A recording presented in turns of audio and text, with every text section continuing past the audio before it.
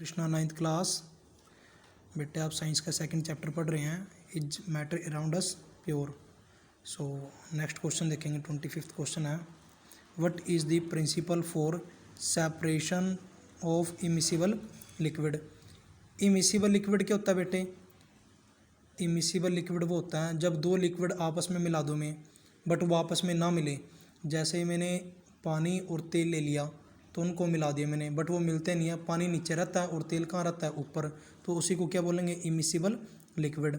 सो कह रहा है कि what is the principle for separation of immiscible liquid. Immiscible liquid को अलग करने का कौन सा सिद्धांत है? वो सिद्धांत क्या होता है?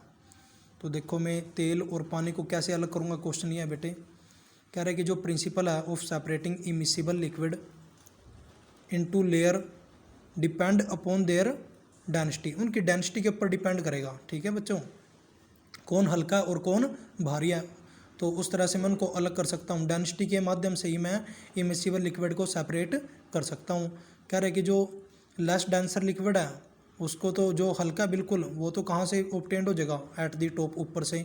और जो कि भारी है, मोर डेंसर है, डेंसर का मतलब भारी, जो ज़्यादा भारी है वो लिक्विड कहाँ से ऑब्टेंड होएगा? बॉटम से, नीचे से। ठीक है बच्चों, नेक्स्ट क्वेश्चन पढ़ेंगे, व्हाट इज क्रोमेटोग्राफी। क्रोमेटोग्राफी क्या होती है?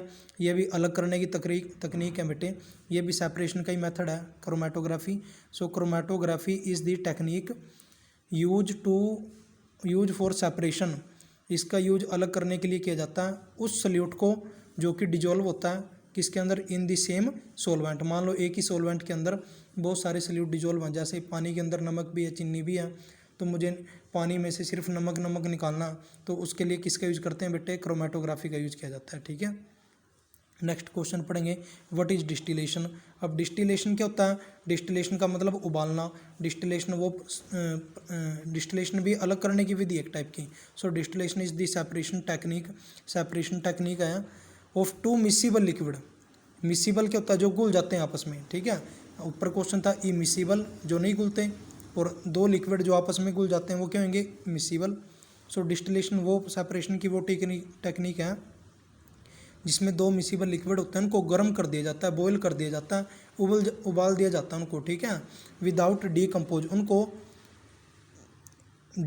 उनकी कंपोनेंट अलग किए बिना उनको उबाल दिया जाता है, और उनके बॉइलिंग पॉइंट में सफिशिएंट डिफरेंस भी होता है। ठीक है, अब मान लो दो लिक्विड ले लिए तो दोनों का बॉइलिंग पॉइंट अलग अलग होएगा। एक का जैसे फॉर एग्जांपल, जैसे वाटर का 100 डिग्री सेल्सियस है, कोई दूसरा लिक्विड है उसका 80 डिग्री सेल्सियस है। सो अलग अलग बॉइलिंग पॉइंट वालों को अलग अलग करने के लिए, दो लिक्विड जिनका बॉइलिंग पॉइंट में डिफरेंस है उनको अलग करने के लिए इस टेक्निक का यूज किया जाता है। क्रिस्टलाइजेशन पढ़ेंगे बेटे आगे। क्रिस्टल बनाने हैं तो जैसे चीनी के, नमक के क्रिस्टल बनते हैं। कैसे बनते हैं? जैसे कोई सैचुरेट सोल्यूशन है, जैसे मैंने ठंडे पानी में पहले नमक को घोल दिया, ठीक है, घुल गया वो, फिर मुझे अब नमक चाहिए तो मैं कैसे ऑब्टेन करूँगा? कह रहा है कि सैचुरेट सोल्यूशन है उसको हीट करो, गर्म कर दिया पहले, गर्म करने पर फिर उसको मैं ठंडा करूँगा, आराम आराम से स्लोली ठंडा करूँगा, तो जो क्रिस्टल घुल रहे थे उसके अंदर, सल्यूट जो क्रिस्टल थे सल्यूट के, जो डिजोल्व थे सैचुरेटेड सोल्यूशन के अंदर, वो सेपरेट हो जाएंगे ठंडा होने पर।